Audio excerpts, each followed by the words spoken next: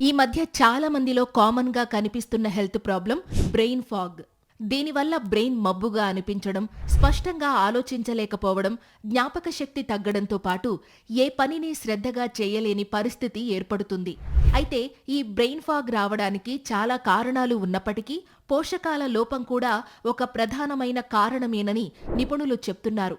ముఖ్యంగా మెదడు ఆరోగ్యానికి ఎంతో అవసరమైన ఒమేగా-3 ఫ్యాటీ యాసిడ్స్ లోపం వల్ల కూడా ఈ ప్రాబ్లం రావచ్చు. ఇంకా ఐరన్ లోపం వల్ల మెదడుకు రక్త ప్రసరణ తగ్గి ఏకాగ్రత కోల్పోయే అవకాశం ఉంటుంది.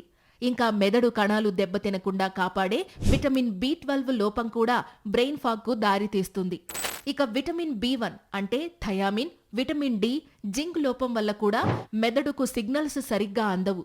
సో మీరు బ్రెయిన్ ఫాగ్ బారిన పడకూడదంటే సమతుల్య ఆహారం తీసుకుంటూ ఈ పోషకాల లోపం లేకుండా జాగ్రత్త పడండి.